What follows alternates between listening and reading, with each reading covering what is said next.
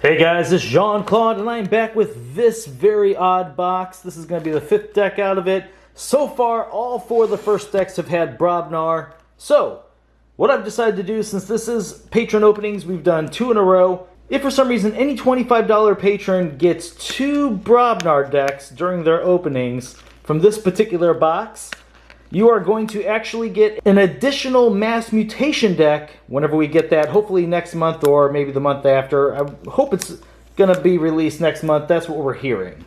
So, today's deck, before I get to this, today's deck is for Noah Smith. Good luck to you, and now, actually, you don't have to feel so terrible if we see Brobnar. Green Archon. Star Alliance is your first house. Second house is Untamed. Will you get a free mass mutations deck? No, it's Shadows. Very nice. Olga, Tavern Keep of the Cranky Den. And just a very robotic looking Archon. Pretty cool. Got some sort of weird like symbol in here. Maybe like a spider or some poison looking sort of thing. Alright, good luck to you. And honestly, I was half interested to see if every single deck would have been Brobnar, because that just would have been gross.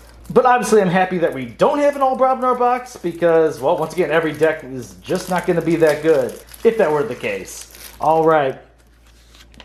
Starting off with Untamed. It's Low Dawn. Amber whenever you play it. If there are 3 or more untamed creatures in your discard pile, gain 2 Amber. Shuffle each untamed creature from your discard pile into your deck. Very nice card. Instrument of Silence. It's an upgrade. This creature gains Skirmish and Fight. Gain an Amber. Grasping Vines. Amber whenever you play it. Return up to 3 artifacts to their owner's hands. Oh, second Grasping Vines. Fangtooth Cavern. Interesting. Artifact. Amber whenever you play it. At the end of your turn, destroy the least powerful creature. No creature so far. I've always wanted to see a deck that had multiples of these with very light creatures and just a whole bunch of controlling cards. I think that'd be awesome. Oh, it's only 1, but check out the next card. Musthic Mermook, 4 power. Each player's keys cost +1 Amber. Play, deal 4 damage to a creature. Like that card. Imprinted Mermook, 3 power elusive. Your keys cost 1 less Amber. Second one of those. Harmonia, 2 power elusive. After you play a creature, if there are more enemy creatures than friendly creatures, gain an Amber.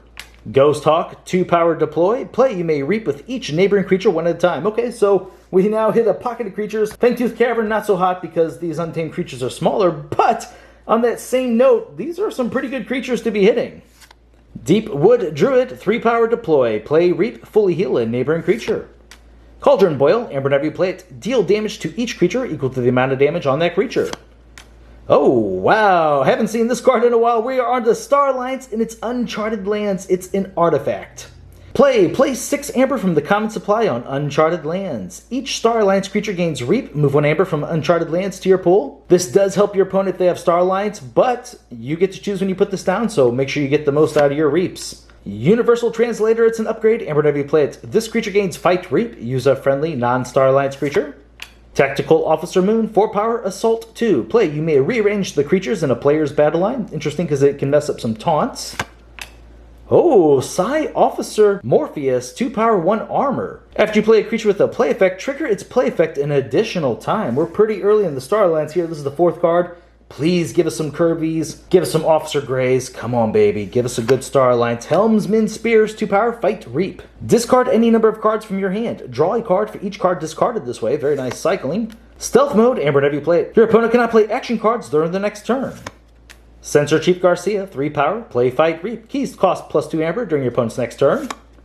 Psi Officer Quincan, 2 power, elusive. After a player chooses an active house which matches no cards in play, steal an Amber.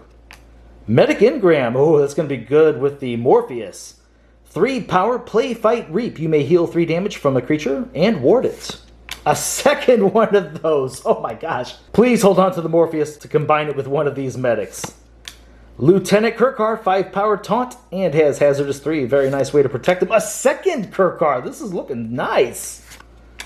Now we are on to Shadows. It's Scally Caper, 2 power Skirmish. Enters play under your opponent's control and can be used as if it belonged to any house. At the end of your turn, destroy one of Scally Caper's neighbors. I'm not the biggest fan of this card, but it's also not terrible.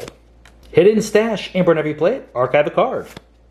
Brend the Fanatic, 3-power skirmish. Play, your opponent gains 1 amber. When it's destroyed, steal 3 amber. Oh, give us a way to destroy this creature. I know we have the Fangtooth Caverns, but we had a lot of 2-power creatures in here. So I don't know how likely we'll be able to do that with the Fangtooth Cavern, but give us a way to destroy it in shadows, please. Simon, 1-power skirmish. Fight. Put the creature Simon fights on top of its owner's deck. Oh, a second Simon. Ronnie Wrist Clocks, 2-power. Play. Steal an amber. If your opponent has 7 or more amber, steal 2 instead. Oh, and a second one of those. I just realized we have Morpheus, and we could potentially ward it or protect it with the taunt. That makes this Ronnie Wrist Clocks way better, and I'm so happy you have 2 in here. Pestering Blow, amber whenever you play it. Deal 1 damage to a creature and enrage it. Mug, 1 amber whenever you play it. Move 1 amber from a creature to your pool. Deal 2 damage to that creature. Too bad this doesn't do 3 to kill Brend. Inky Gloom, your opponent cannot use creatures to reap on their next turn. Hawk, 1 amber whenever you play it. Destroy an artifact. If you do, gain an amber. And the final card is a second Hawk. Not bad. Alright. Let's look at this deck. Obviously, the first thing we're going to do is check out its amber count. Okay, let's see here. It's going to be quite a bit of amber, it feels like. I don't think we'll pull Brend up because I don't like our odds of killing it. Even thinking about the Fangtooth Cavern, there's so many small creatures in here, plus the Metakingram warding things preventing the Fangtooth from going off. I don't think we're going to pull that up. Still not too bad. Let's see. Quincan might get us some amber. Uncharted Lands, expecting some amber from there. Ghost Hawk, very nice. Harmonia, possibly.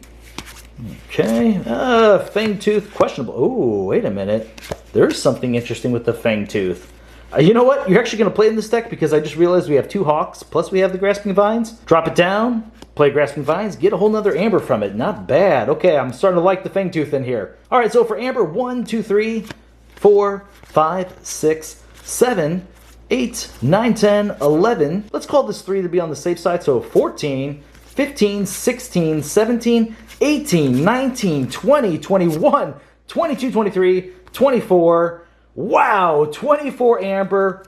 Whew, this is a pretty solid looking deck. Let's bring up the amber control. And the other beautiful thing is, even if the amber control count is a little bit light, which I don't think it's going to be too bad, honestly, we'll pull up Brend just in case. I think it has a decent amount of creatures. I feel like we had 20-ish, so that could be pretty insane. Quincan's going up as well. You could almost say Morpheus is going to help out, but we won't even count that when it comes to the amber control. And then, of course, the Mermook. So we have 1, 2, 3. Let's not even count Brend. 4, 5.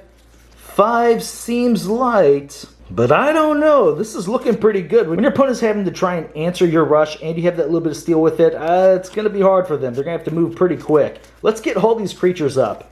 So we're hoping for, let's go for at least 19. And as many in Starlights as possible to take advantage of those Uncharted Lands. Okay, I'm not sure. We won't count Scowly Caper.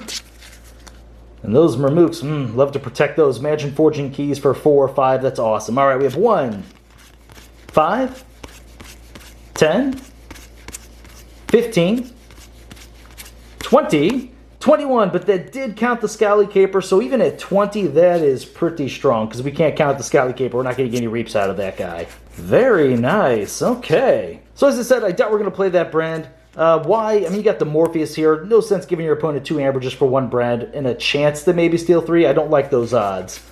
But yeah, the Starlights in here are pretty dang strong. Let's pull those up. Even getting this play effect twice here with the Moon, thanks to Morpheus, is pretty nice. Rearranging your board and your opponent's could be pretty paramount. But look at these Starlights creatures. We also want to see the exact count, simply for the Uncharted Lands. Oh man, there was quite a few of them. So we had 1, 2, 3, 4, 5, 6, 7, 8, 9.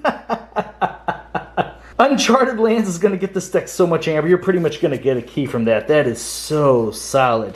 These 2 Kirkars protecting the Medics, the Morpheus, the Helmsman Spears for the cycling. That's insane. The Starlights can basically just win the game in here. And then having just some of the Untamed creatures like the Mermooks just to help push this a little bit further. Heck, even calling Untamed after the turn you played the Uncharted Lands, maybe get 3 or 4 amber off of it with your Starlights creatures. Drop Ghost Hawk the next turn. Get the remaining amber off it. Get 2 more amber off the Uncharted Lands during an Untamed turn. That is insane. Harmonia might be able to get you some more amber as well. Yeah, this is a pretty solid looking deck. And I said, I take back everything I said about the Fangtooth Cavern. Go ahead and drop it. It's okay if it kills off some of your creatures, because honestly, getting the extra amber from the Hawks, the potential to kill some of your opponent's small creatures, the Reapers, is going to be pretty nice. Yeah, this is a real solid deck. I kind of like the Caper a little bit more, because this deck didn't have many ways to hurt your opponent's creatures, so this is going to be a great control card. Not bad at all. You can even bring back like the Ghost Hawk, Bolt the Bermooks, thanks to this Low Dawn. Instrument of Silence didn't have necessarily a great target, smaller deck overall, and because it is a smaller deck overall, that means if our opponent is a fighting deck, this Cauldron Boil is going to be a very nice tool in here. Yeah, it's going to be able to take care of a lot of your opponent's creatures. Oh, you know what? These two cards in conjunction could take care of the Brand, but I certainly wouldn't play to that. Yeah, this is a really strong deck. I like it, Noah. Very cool. I'm so happy we didn't see the Brobnar. I'm very, very pleased with this thing. I think you're going to have a lot of fun with this deck. So good. Alright guys, well thank you very much for watching my videos, and I'll see you next time.